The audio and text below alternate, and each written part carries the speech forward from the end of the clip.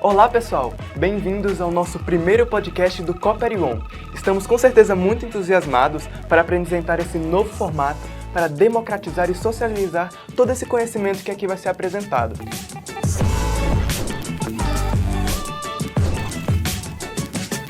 Estamos muito felizes de estarmos aqui nesse estúdio com o nosso convidado, Márcio Alan, que é formado em administração de empresas, leciona aqui na Cooperion e também tem uma profissionalização com cursos de administração. Então, Alan, como é que é todo esse processo até você se interessar à educação financeira, entender toda essa importância que ela tem sobre nossas vidas? Quero primeiro agradecer a todos, né, por esse espaço, na verdade, né? Eu acho que é algo inovador. Em nossa cidade a gente está conversando sobre isso, algo que muitas vezes foi esquecido, né? Então já parabenizo aí a toda a equipe por esse processo. E claro, algo novo, algo que de alguma forma possa vir mudar aí a forma de pensar, de agir das famílias, dos jovens, né? Que muitas vezes são vinculados a uma dependência, né? E buscar essa ideia da independência financeira, né? Do planejamento de vida, do projeto. Então isso aí é bastante legal. Eu me sinto agradecido sempre, né, quando participo de algo assim. Ah, muito bom. Gostaríamos de primeiro perguntar como que foi todo o processo até que as famílias do Brasil começassem a entender, pelo menos, a importância dessa educação financeira. Processo complexo, né, visto que nós percebemos que nosso histórico, né, não se teve isso nas escolas. Né? Eu não culpo muitas vezes a família brasileira, né, por não ter percebido a ideia da educação financeira. Né? Nossos pais muitas vezes não tiveram isso. Né? E como passar aos nossos filhos? Como trazer essa independência financeira aos nossos filhos? Né? Então, um processo ainda que vem despertando curiosidades, né, mas que traz medo. Né? Percebe-se muito que o medo de não entender sobre isso, achar que é apenas o investimento que deve ser feito, e não apenas a análise e o planejamento. Eu acho que esse medo traz com que as pessoas, de alguma forma, né, ainda ficam um pouco retraídas, né, quanto a essas questões de finanças. Mas, claro, com esse entendimento, entender que a educação financeira é muito mais do que apenas um próprio investimento. É um controle, é um planejamento, né, é uma estrutura, é um autoconhecimento, né, uma resiliência. Então, tudo isso aí, né, vem sendo abordado. E, claro, eu acho que daqui para frente agora vai ser diferente a forma de observar tudo isso. O senhor percebe um aumento na valorização desse tema? Sim, claro. Né? Claro que um aumento do tema, né, mas ao mesmo tempo a dúvida. Né? Eu digo sempre que acabou essa ideia de eu vou ficar rico facilmente. De alguma forma, eu vou ficar rico rapidamente. Nós entendemos o quê? Né, que tem um processo. Né, e esse processo vai gerar muito esforço, muita capacidade, muito estudo. Né, nada está aí que a gente não saiba. Né, nós podemos pegar mais o nosso tempo, muitas vezes nós estamos assistindo programas de televisão, né, que vendo outras pessoas serem milionárias. Por que não você planejar a sua vida e ser um milionário? Né, ou você, de alguma forma, desenvolver algo que melhore a sua qualidade de vida? Educação financeira é qualidade de vida. Né? A minha ideia é que você possa viajar com sua família, é que você possa viver numa casa melhor, é que você possa se alimentar melhor. Seus filhos, né, a sua família, você pode ter algo melhor. Não é aquela ideia de você guardar o dinheiro e ser, né, aquele mão de vaca que não vai gastar com nada, não. Né? Eu estou pedindo só a ideia de você guardar um pouco para você poder possibilitar a você e as pessoas que estão próximas a você uma dignidade, né, que muitas vezes falta para a maioria dos brasileiros. Visto que quase metade dos brasileiros ainda vivem na linha da pobreza, né? Não tem essa ideia de um planejamento futuro, de uma educação financeira. E como a gente poderia ensinar isso às pessoas, proliferar com uma qualidade maior? Na verdade, uma autoavaliação. Né? Eu sempre propago a ideia da autoavaliação. Perde-se o medo, pesquisa, né? Dá ideia que, de alguma forma, tudo pode ser diferente, eu posso conquistar algo.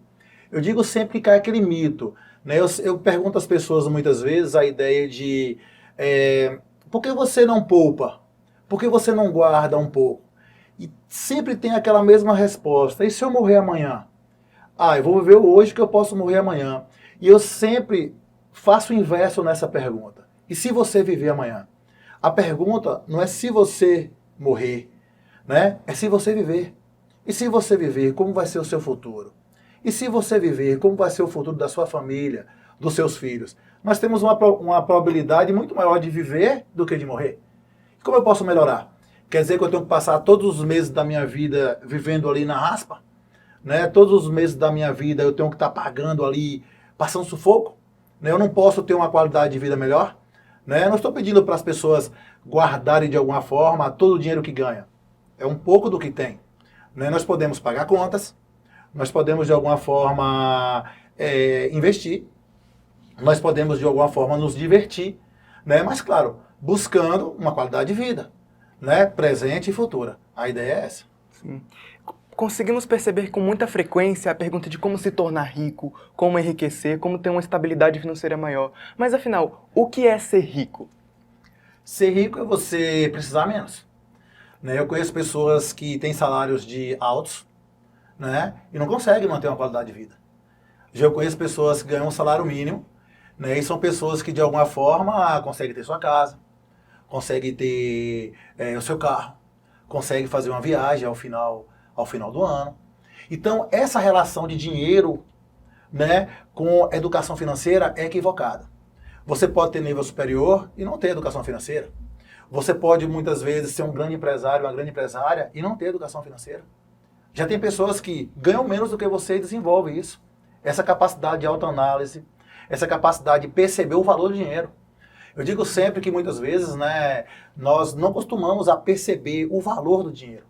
Né? Eu tenho amigos, né, que muitas vezes chegam falando assim, né? Oh, meu filho chegou ontem e me pediu um tênis. Né? Os meus alunos também, os meus amigos, comprei um tênis. E aí eu sempre pergunto, professor, tênis legal? Um tênis legal. Eu falo, legal, lindo tênis, ele é a 700 conto. Né? Então você vê o que é 700 conto para muitas pessoas? O que é 700 para muita gente? E eu sempre vou naquela ideia de diga o que é os 700. Fala, tudo bem, você merece. Você é um bom filho, você é um bom amigo, você é um bom familiar. Você merece isso, mas 700 conto são 15 dias meu de trabalho. 700 conto é meio salário mínimo. 700 conto é o que muita família brasileira sobrevive durante o mês. Eu falei uma família, não falei uma pessoa. Então muitas vezes essa ideia começa a se transformar quando a gente começa a valorizar o dinheiro, a perceber que aquilo ali é o meu suor que está, aquilo ali é importante, aquilo ali de alguma forma é algo que eu vou ter que ralar bastante para poder conseguir. Então essa ideia vem se transformando através de perceber o valor que cada centavo tem. É claro que hoje, né, nós queremos as coisas cada vez mais rápidas. Né, e nós sabemos que não vai acontecer. Não vai acontecer. Eu digo sempre, eu faço um cálculo rápido aí com os meus alunos e nas aulas, eu digo sempre, quanto é que você ganha? E muitos assim, eu ganho um salário mínimo. Eu falo, você acha que você vai ficar rico com salário mínimo? Você não vai conseguir. Você pode ter uma qualidade de vida com isso, mas não vai ficar. Se você pegar, Davi, você pegar um salário mínimo e multiplicar por 13, né, que é o que você ganha no ano, eu estou colocando com 10º, dá mais ou menos R$18.200. 18.200. Se você multiplicar por 30 anos da sua vida que você vai aposentar, 35 anos os homens irão aposentar, não chega a 630 mil. Não dá para comprar um novo Camaro que saiu agora. Eu estou falando de 30 anos sem você comer, sem você pagar água, sem você pagar energia. 30 anos você não chega a 650 mil reais. Então você não vai ter uma qualidade de vida. Como é que você pode ter? Guardando um pouco, economizando. Existe uma coisa chamada juros compostos. E isso pode multiplicar e facilitar a sua vida futura. Sim, com certeza. Mas percebendo por esse lado de como que é volátil o mercado da economia, como que podemos ter uma segurança maior em investir nesse ramo, em buscar conhecimento, em entender sobre, sabendo de toda essa variação que pode ocorrer durante o período? Na verdade, assim, eu digo sempre em etapas. Né? Tem aquelas etapas das pessoas que já têm o dinheiro, tem aquelas pessoas, a maioria que chega até mim e fala, professor, eu não tenho nada. Né? Como eu posso começar? E eu digo sempre que guardando algo. Né? Se eu te perguntar assim, você pode guardar R$200 por mês? Você pode guardar, posso. Você não pode? Guarda 100. Você não pode? Guarda 50. Né? Esses dias eu fui nas empresas que nós vamos falar sobre isso muitas vezes, e uma pessoa falou assim, eu não posso guardar R$200 por mês. E eu falei com ela, guarde 110, guarde 120. E ela pergunta, por quê? Mas isso é muito pouco. É esse mito que as pessoas acham que irão ganhar muito pouco. Só que se você pensar que você vai guardar R$ 120 por mês, em um ano você vai ter um salário mínimo. Se você chegar no final do ano, você vai receber seu salário de dezembro, você vai receber seu 13º, e se você tiver mais um salário na sua conta, você vai ter R$ 4.500.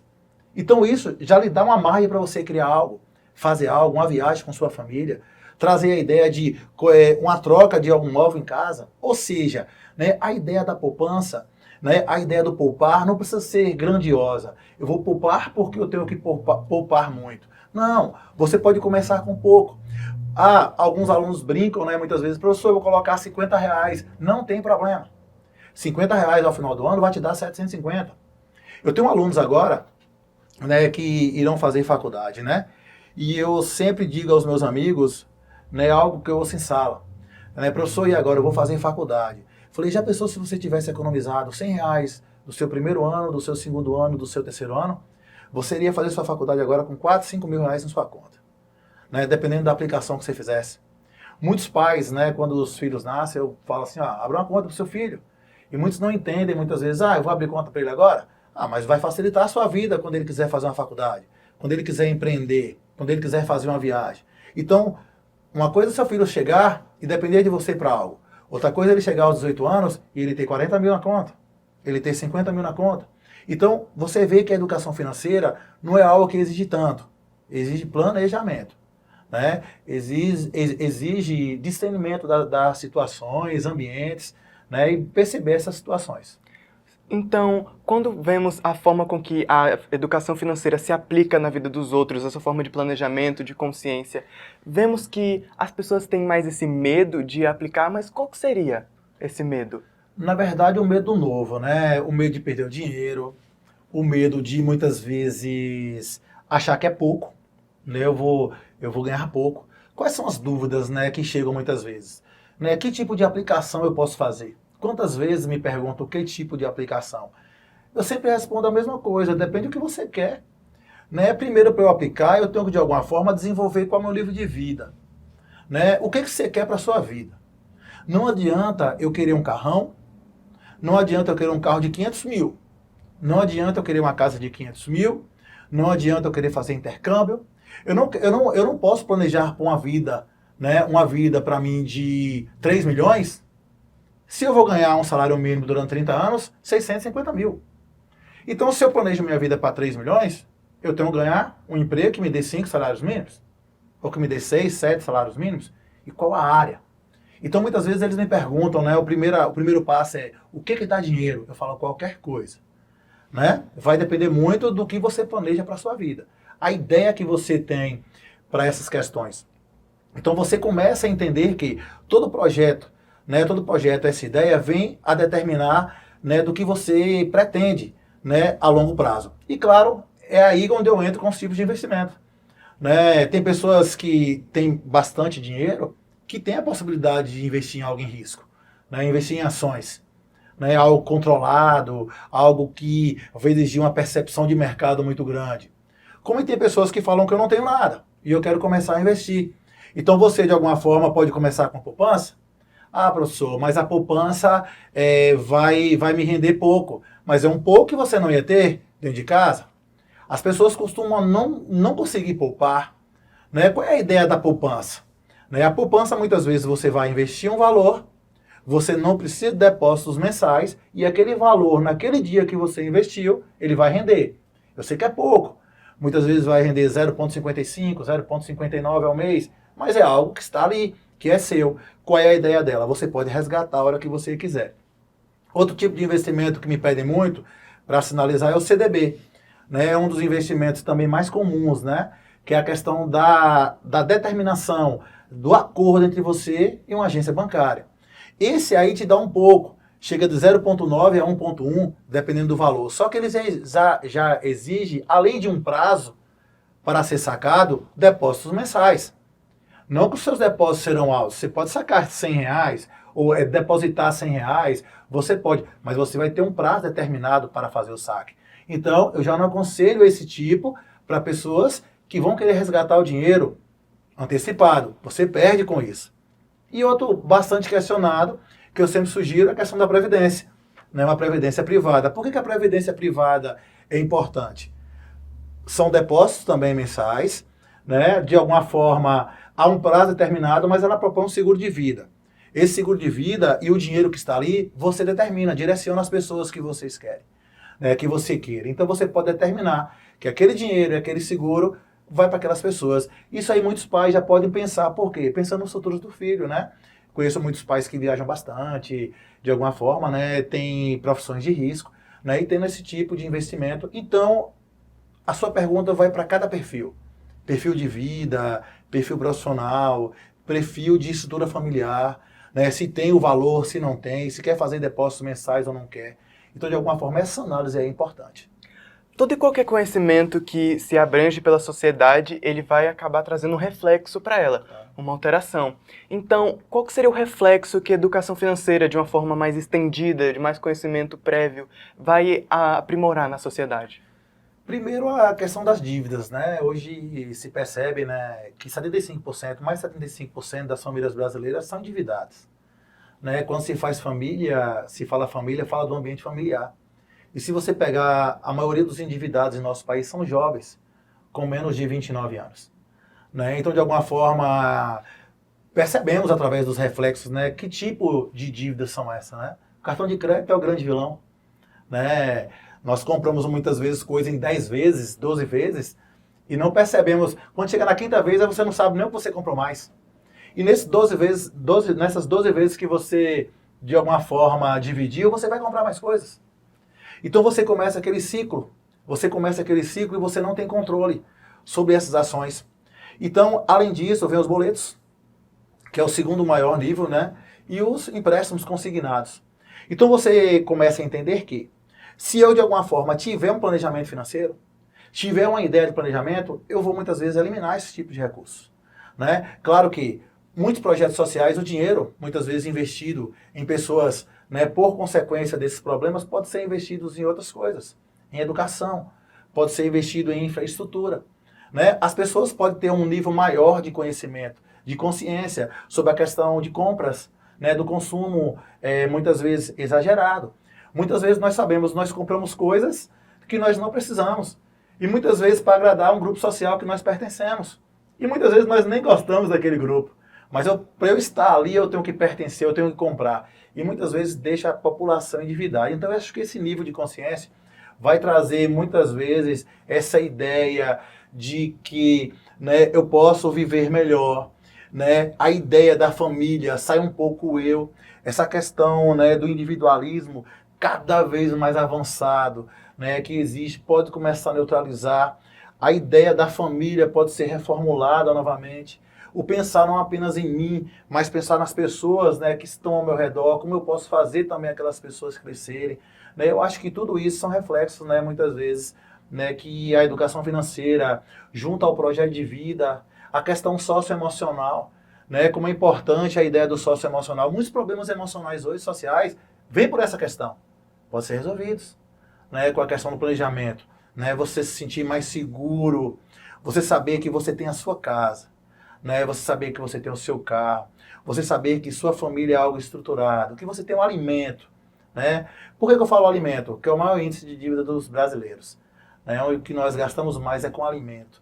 Né? Então você ter essa segurança lhe traz um maior conforto. Né? Seu lado tanto social como emocional, com certeza, melhora. Então várias questões, né, importantes a ser discutidas sobre isso. Teria alguma forma de acabar com as dívidas de uma família, de uma pessoa jurídica? Teria uma forma eficiente e objetiva de acabar com essas dívidas, saná-las completamente? Aí tá. Dívidas, né, é algo que foi construído ao longo de um tempo. Né? Então, dívidas, muitas vezes, eu digo que não se paga com dívida. Né? Muitas vezes, pessoas pegam empréstimos para pagar dívidas e adquirem outras dívidas. E muitas vezes, esses empréstimos, muitas vezes, são incontroláveis. Né? Eu digo sempre que, se o que você ganha não está dando para você economizar e você pagar suas dívidas, você vai ter que criar outra situação. Você vai ter que criar outra coisa. Você vai ter que buscar o empreendedorismo. Né? Você vai ter que vender doces. você vai ter que criar um ambiente online e vender blusas femininas, masculinas. Ou seja, o que eu posso fazer que de alguma forma me faça sanar aquela dívida? Dívida é problema. Você tem que sanar aquela dívida. Né? Como eu posso acabar com isso aí o mais rápido possível, né? Como é que eu posso acabar com isso aí o mais rápido possível? Então, existem alternativas. E, claro, achar métodos de diminuir seus custos, diminuir as suas despesas. Né? Olha o ambiente familiar. Muitas vezes eu sou perguntado como, de alguma forma, no ambiente familiar eu posso neutralizar isso aí. Ah, faz um combinado com sua família, reduz a sua conta de energia. Se sua conta de energia estiver dando R$ 500, por que você não pode baixar para 380? Economize 120. Né? Se sua conta de água está vindo alta, por que você não consegue baixar? Envolva a sua família, envolva as pessoas. Fale com elas que depois que pagar a dívida, aquele dinheiro que elas economizarem, vocês vão utilizar em uma viagem final do ano. Né? Faça com que as pessoas cooperem entre elas. As pessoas podem cooperar, as pessoas podem trabalhar juntas, né? Porque dívidas muitas vezes, né, traz problemas além de sociais, problemas familiares e problemas emocionais. Né? E claro, não é isso que a gente deseja às pessoas. A ideia da educação financeira é justamente esse controle socioemocional. É o planejamento, né? É o planejamento de vida, é o projeto de vida. Né? Então essa qualidade de vida muitas vezes pode ser sanada dessa forma. Como o senhor disse, as dívidas são um problema, mas quando eu busco elas para alcançar um investimento maior que trazerá resultados para a minha vida, elas se tornam mais uma parceira ou continuam sendo atrapalhantes disso tudo? Mas aí você falou um ponto importante. Você não falou apenas da questão da dívida, você falou em um investimento. Né? Se eu falo investimento, investimento é algo que vai me trazer retorno. E se vai me trazer retorno, eu consigo pagar as dívidas. Só que qual é o problema muitas vezes? Muitas vezes eu estou com a dívida de R$ 10.000, chego em um banco, o banco me empresta R$ 10.000, eu saio e pego 5 e compro uma moto. E aí? Como aquela moto vai me dar retorno para eu pagar essas dívidas? Como que aquele tênis, aquela bolsa, vai me dar o retorno para eu pagar aquelas dívidas? A ideia que você trouxe do investimento ela é fundamental. Eu vejo vários empreendedores e empreendedoras começarem pegando recursos externos para começar o seu negócio, começar a sua ideia e se tornarem grandes. Mas a ideia do investimento é fundamental. Planejamento. Coloque uma planilha tudo o que você gasta. Coloque uma planilha tudo que você de alguma forma desenvolve durante o mês e claro, guarde um pouco para a ideia do inesperado. Nós temos que ter de alguma forma uma reserva. Nós temos que ter algo guardado para as coisas inesperadas. O que é coisas inesperadas? Ah, o carro furou pneu, né? A geladeira queimou, o bujão acabou, né? De alguma forma a moto quebrou. Né? Então é algo inesperado, que você não saberia que iria acontecer.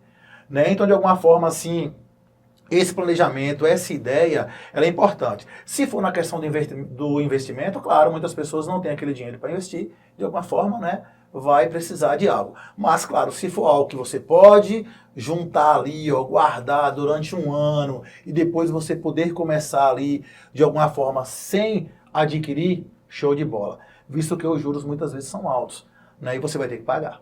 Você vai ter que pagar. Então, para evitar com que os meus investimentos sejam uma aposta, eu preciso me especializar mais naquilo ou em um todo? Como funciona o mercado, como funciona a economia?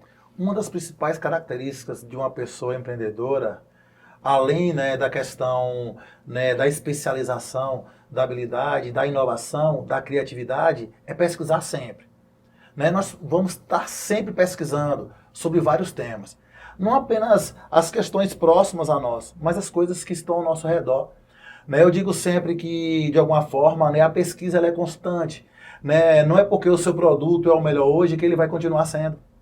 Né? Na educação financeira a gente traz muito isso, conhecimento da economia brasileira. Como está o conhecimento da economia brasileira? Qual é o meu público-alvo?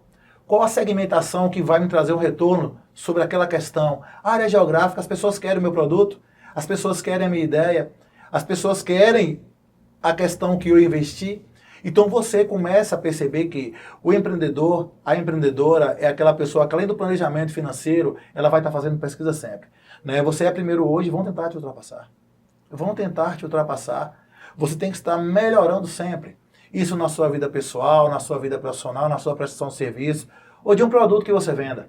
né? Então, de alguma forma, eles vão tentar se superar, né? Então, essa pesquisa, essa ideia de buscar novos produtos, né, de buscar inovações, criar coisas novas, né, vai ser constante na vida do empreendedor. Ele vai ter sucesso e crescimento se ele for com essa ideia.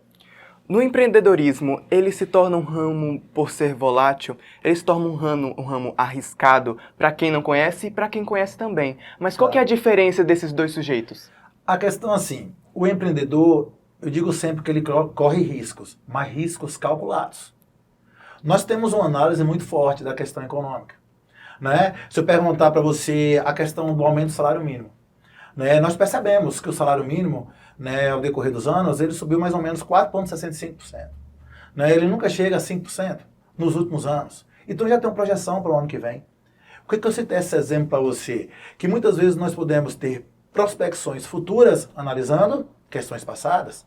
Então começam a entender o poder aquisitivo do brasileiro, a expectativa de vida do brasileiro, o IDH do brasileiro, o índice de desenvolvimento humano. Então você começa a perceber que nós assumimos riscos, mas riscos muitas vezes calculados. Nós analisamos, né, principalmente coisas que podem acontecer e atrapalhar tudo. Nós calculamos esse risco e para isso se tem uma margem. Você sabe uma projeção. Eu posso fazer uma festa ao ar livre, mas eu tenho que ter aquela ideia que pode chover. Eu vou lá e vejo a previsão do tempo. Né? Eu posso, de alguma forma, vender um produto em um local onde as pessoas não desejam. E eu posso fazer com que as pessoas desejem meu produto, necessitem daquele produto. Então, a gente neutraliza esse risco através de pesquisa de mercado. Analise sua segmentação de mercado, analise seu nicho de mercado, seu público-alvo. Com certeza você vai minimizar a sua chance de erro, né? E, em consequência, diminuir os riscos. Então, aqui acabamos o nosso programa. Alan, muito obrigado por ter participado. Legal, foi uma honra. Show. Estamos totalmente entusiasmados. E você que nos acompanhou até aqui, muito obrigado. Compartilhe esse programa para o máximo de pessoas e nos siga. Até mais!